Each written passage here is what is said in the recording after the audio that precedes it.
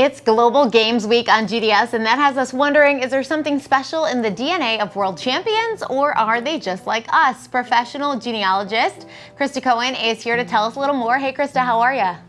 I'm doing well, thank you. Yeah, so let's start with the recent launch. Fill us in about this. Yeah, this summer, Ancestry launched 30 new performance traits, things like self-discipline and speed and hand-eye coordination. So people who take an Ancestry DNA test can now learn about how their genetics might have influenced their athleticism. To celebrate that, we have analyzed the DNA of more than 15 professional athletes from around the world. Names people might recognize, like gymnasts Gabby Douglas and Nastia Lukin, track star Jackie Joyner-Kersee, and volleyball player Carrie Walsh-Jennings. And we're inviting people to compare their DNA results to these athletes for a limited time. This is so cool. Obviously, when we think DNA originally, we think like ethnicity, like what part of Italy were my grandparents' from. But now the fact that you guys are taking it to a whole nother level is pretty cool. Yeah, it really is exciting to be able to see these traits and get a look at kind of what you inherently come programmed with versus how your environment affects how you turn out. So when we're talking about those performance traits, what are some of the traits that we can compare? Yeah, these performance traits are things you would expect. Things like how long can you hold your breath, or can you catch a ball, or can you jump high? But there's also a few surprising traits that lend themselves to high performance. So what are some of those surprising traits that you guys found?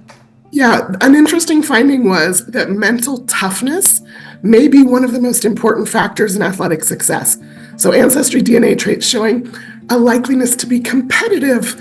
88% of performance athletes have that trait. Wow. Nearly 70% of performance athletes have the trait for self-confidence. And so when you think about the way that those things enable you to overcome possible limitations in other areas, it's a really fascinating combination. Absolutely. So how can we discover how our traits are stacking up to world-class champions? Yeah, so if you go to ancestry.com/bringyourdnagame, if you've already taken the Ancestry DNA test, you'll find the comparison there for these athletes. And if you haven't, you can purchase it there for $49 until the end of July. So how much do these genetics influence the traits? Yeah, you have to think of your traits as kind of a peek inside your DNA rather than a definitive prediction about who you are, because there's this balance between genetic predisposition and, of course, environmental factors. But the DNA is certainly a starting point for who you could become.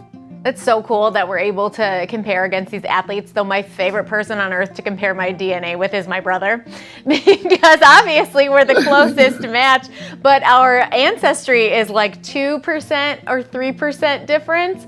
So now I'm gonna have to dive in there and see, which one of us is mentally tougher. It sounds like you might have a little competitiveness in you. Maybe more than a little, Crista. Where can our viewers go to get more details on all this? Yeah, again, that URL is ancestry.com/bringyourdnagame. Cool. Before we go, what is your favorite Olympic sport, Crista? My favorite is gymnastics. I think that's a really good one, too. Thank you so much for joining us today. Have a great rest of your day. Take care. We'll be right back with more Good Day Stateline.